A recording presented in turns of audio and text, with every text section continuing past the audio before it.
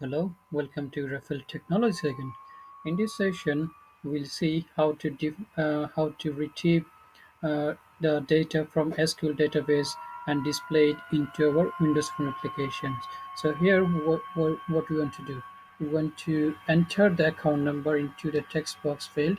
Then we click the submit button, and then we want to display it into our grid account details into grid view control.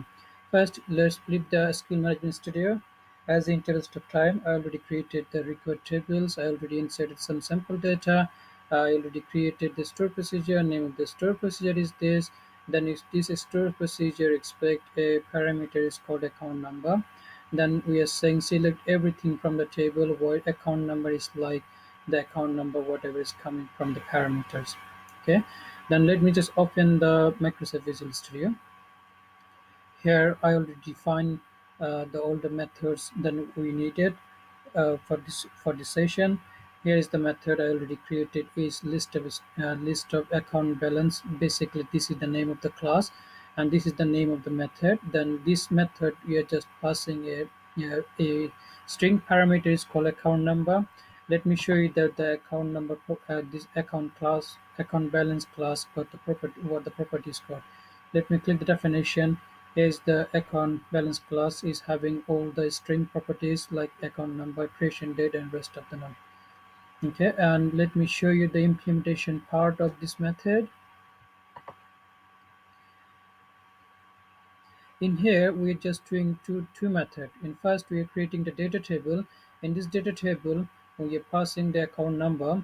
Then we are creating the data set. Then we are just using the SQL connection, and we just initialize this SQL connection data adapter equal to null. Then we are using the try and catch block to initialize all the connection properties and store procedure command properties. Inside the try block, we are using clause to open the connection automatically, and the connection close properly when the application is closed. So you're just creating new SQL connection instance here. In this SQL connection, you're passing our connection string there. Then we are just creating new data adapter. Remember, we just set to data adapter equal to null in first of the in first line. Then in this data adapter, we are passing the name of the store procedure, and this name the store procedure. With that, we are passing the SQL connection object as well. Then we are just saying this to the command type will be the store procedure. Then whatever the parameter is coming from this class, the string account number, we are just adding with the value. Then we open the connection. Then we are using the fill method to fill the data table with the data adapter. Then we are just closing the connection. Any exception is going to throw the exception, otherwise it's going to return the data table. Then we are just creating the implementing the list of account balance method. In this method, same thing, we are just passing the string account number. That we are just creating the list of account balance class. Then we are creating the data table. With this data table, we are passing our the last data table, the method we created. Okay, in this data table method, expect a parameter called string account number. That exactly what we are doing here as well, right? So then we are checking if the data table equal not equal to null. That means to say we found a record. Then we are saying we are using the for each loop in data row in I mean data dot the row is found whatever data is found in data table. Then we are just initializing in the all the property with the account balance class.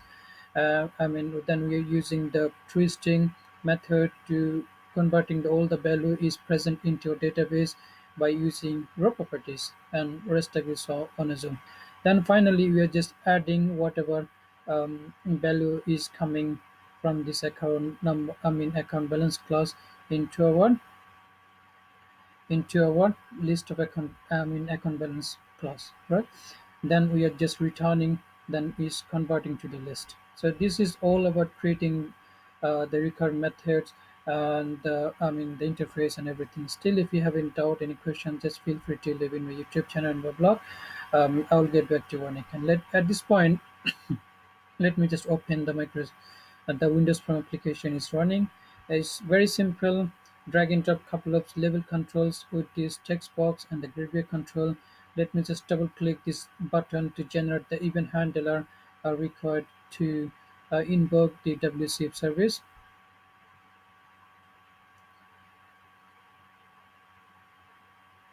We want to call our WCF service from this Windows, from this Windows Form application. So here it is very is very simple what we did our in last session. Here it is. We're just creating our service. You can remember name of the interface is I, my company service, confidential service client. There creating the instance of this class. Instance of this service. Then we in this button object we are just creating the list of my service. In this my service we have account balance class. Then I just given a name in here. Just we are just creating new instance of this class. Then we are in this class we are just passing our my service client. Look at this the my, and in this class we have the get pin code details method. In this method, this method expected parameter is coming like account number. We should be passing there. Then we are just the account number is coming from a text box one. We're just converting into the trim and to a string as well. Finally, we are saying data grid view control the data source equal to whatever the data coming from our account balance.class. So at this point, let me just run the application once. Then we see that we got the expected message. The application is debugging now. I hope it will pop up the window very soon. Here you go. So at this moment, for example, we want to retrieve the account number one information and display into our grid view control. Let me just enter the account number one. The moment I click the submit, check the balance button, it should display all the records is present into our database table. It's taking some time because this is the first time I run the application. That's why taking some time to check the connection and check the WCF services. Look at this. It just showing all the records is having in the database in account balance, account creation date, and account fees, account holder ID, account number, and account type. Still, if you have any question about this video and tutorial session, feel free to leave any comments in my YouTube channel or my blog. And later video session, we will see how to consume the WCF service into AngularJS application. But thank you for watching and have a great day.